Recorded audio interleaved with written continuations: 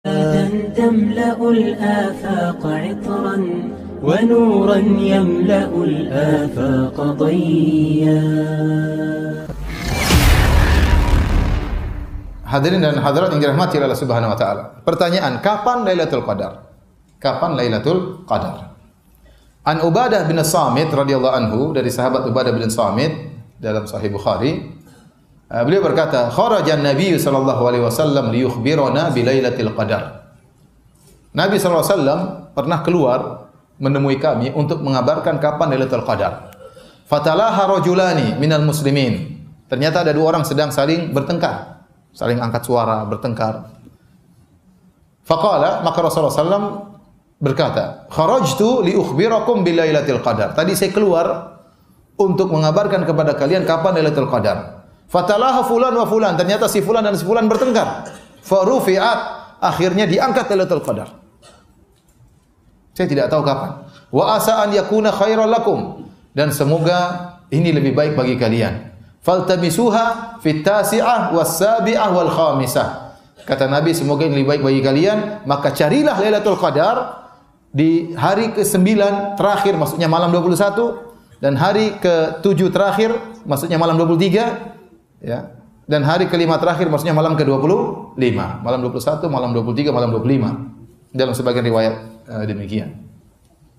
Jadi dahulu Nabi tahu kapan Lailatul Qadar. Ternyata ada yang bertengkar, akhirnya diangkat oleh Allah Subhanahu wa taala kapan hari tersebut. Oleh karena para ulama mengatakan ini dalil tentang bahayanya pertengkaran. Kalau seorang bertengkar, ribut dengan yang lainnya, keberkatan bisa diangkat oleh Allah Subhanahu wa taala. Ya, kata Allah Subhanahu wa taala, "Wala tanaza'u fatafshalu wa tadhhabu rihukum wasbiru." Janganlah kalian bertanazu', janganlah kalian bertengkar, kalian akan gagal, kalian akan lemah, ya. Wa tadhhabu rihukum, dan akan hilang kekuatan kalian. Maka pertengkaran itu buruk. Kita harus hindari pertengkaran sebisa mungkin. Ya, bahkan Nabi SAW waktu mengutus dua orang sahabat untuk berdakwah di Yaman, kata Nabi SAW, "Tatawa'a wa la takhtalifa." Kalian hendaknya saling mengalah dan jangan berselisih. Ya, karena perselisihan itu melemahkan segala sesuatu. Ya. Ya, jadi bukan berarti kalau dia merasa benar dia ribut terus cari masalah, enggak. Kalau memang bisa kita mengalah, ngapain kita harus tampil, ngapain kita harus didepankan, ngapain kita harus yang dahulu? Mengalah saja. Ya, karena perselisihan mendatangkan keburukan dalam segala tingkatan, bahkan dalam tingkatan keluarga. Ya, kalau ternyata seorang suami ribut melulu sama istrinya, istri tidak mau mengalah, suami tidak mau mengalah, keberkahan diangkat. Harusnya rezeki turun, enggak jadi turun, yang turun utang. Kalau lunas-lunas. Jadi seorang berusaha jangan selalu suka ribut sama keluarganya. Istri sabar dengan suaminya, suami sabar dengan istrinya. Kalau sudah pada diam, jangan ngungkapin lagi.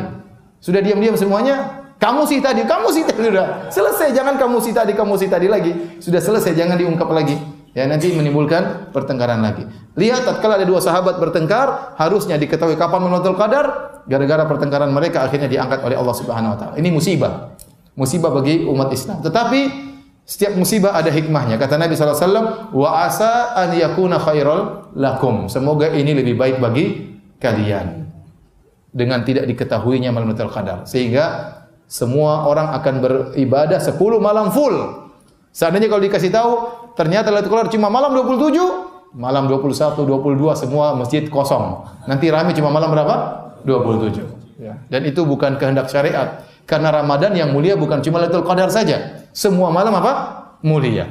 Ya, maka dengan diangkatnya kapan malam tersebut, semoga ada hikmahnya, dan kata Nabi, "Wa asa an yakuna khairal lakum." Bisa jadi lebih baik bagi kalian. Baik.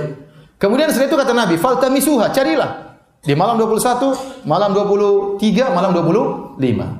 Sebagian orang memahami bahwasanya Lailatul Qadar sudah tidak ada lagi.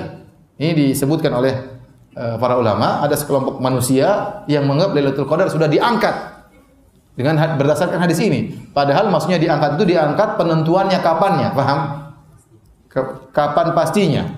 Ya, tidak diketahui, tapi tetap ada. Makanya di akhir hadis kata Rasulullah SAW, carilah. Saya tadi juga baru nonton di YouTube sebagian kelompok juga di tanah air kita yang lumayan pengikutnya banyak. Ya, pimpinannya berkata, bahwasanya Lailatul Qadar sudah tidak ada lagi.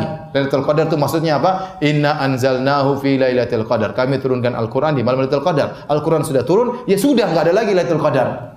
Enggak ada Lailatul Qadar. Apa sekarang Al-Qur'an masih turun? Enggak katanya. Berarti Lailatul Qadar sudah enggak. Lailatul Qadar cuma sekali sepanjang masa cuma sekali. Kapan? Waktu Al-Qur'an apa? Turun, katanya begitu. Sudah tidak ada Lailatul Qadar lagi. Terus sekarang kita gimana? Kata dia, kita beribadah saja untuk mengenang. Lailatul Qadar sudah enggak ada. Ini ngawur total ya. Nabi SAW waktu turun Al-Quran pertama kali di mana? Di Goa Hira. Setelah itu Rasulullah SAW masih cari Lailatul Qadar enggak?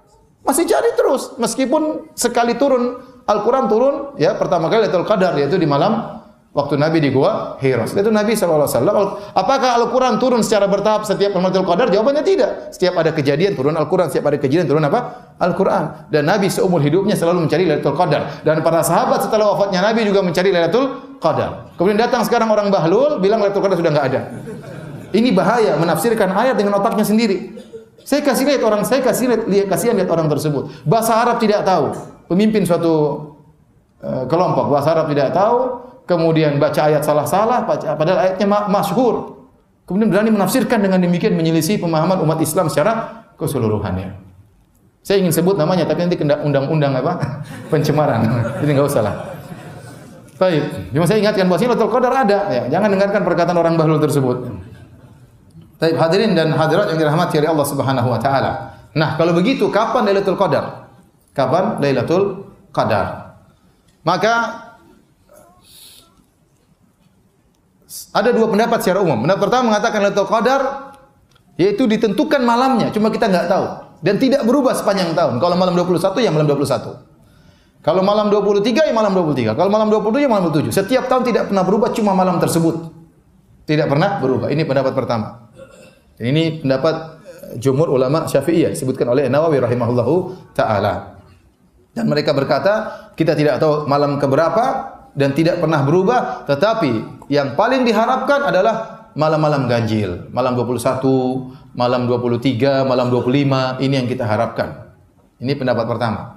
Pendapat kedua, dan ini adalah pendapat lain dari ulama Syafi'iyah seperti Al-Muzani. Al-Muzani ini muridnya Imam Syafi'i langsung. Dan dia punya murid lagi namanya Ibnu Khuzaimah. Dua ulama ini, ulama besar ini, ya, berpendapat berbeda dengan pendapat Imam Syafi'i. Mereka berdua berpendapat bahwasanya Lailatul Qadar berpindah-pindah dari satu malam, tahun berikutnya bisa jadi malam lainnya, tahun berikutnya bisa jadi malam yang lain. Bisa jadi malam ini malam 21 tahun ini, tahun depan bisa jadi malam 27, tahun depannya lagi bisa jadi 27 juga, tahun depannya lagi bisa jadi malam 23. Tetapi perpindahan tersebut hanya di malam-malam ganjil. Dan ini pendapat yang dikuatkan oleh Imam Nawawi rahimahullahu taala, menyelisih pendapat jumhur Syafi'iyah. Kenapa? Karena hadis-hadis menunjukkan Lailatul Qadar terjadi di zaman Nabi di malam-malam yang berbeda. Tadi hadis Abi Sa'id Al-Khudri radhiyallahu anhu saya bacakan. Hadis Abi Sa'id Al-Khudri radhiyallahu ta'ala anhu, ya.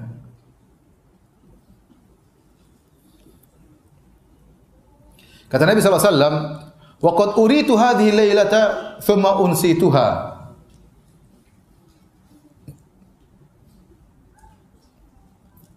Tadinya aku sudah ditunjukkan kapan malam Lailatul Qadar, tiba-tiba aku dilupakan kapan malam tersebut. Fabtaghuha fil ashril awakhir.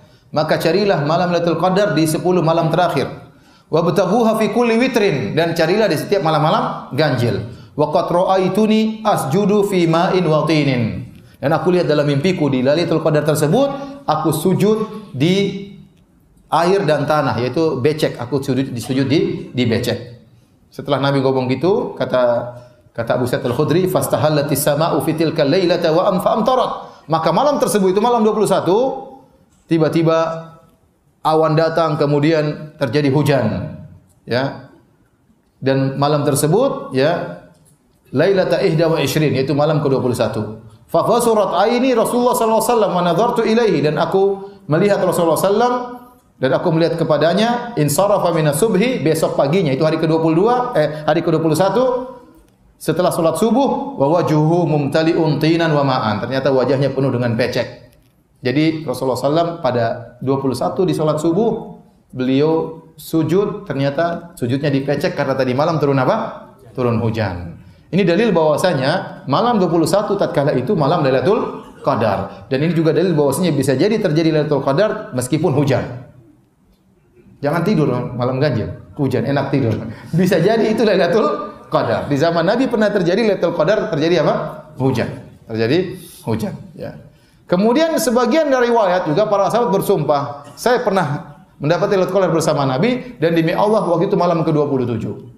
Sehingga Imam Nawawi rahimahullah taala mengatakan tidak ada jalan lain untuk mengkompromikan hadis-hadis ini kecuali kita berpendapat bahwasanya Lailatul Qadar itu berpindah-pindah dari tahun ke tahun. Bisa jadi malam 21, bisa jadi malam 23, bisa jadi malam 27, yang penting di malam-malam ganjil.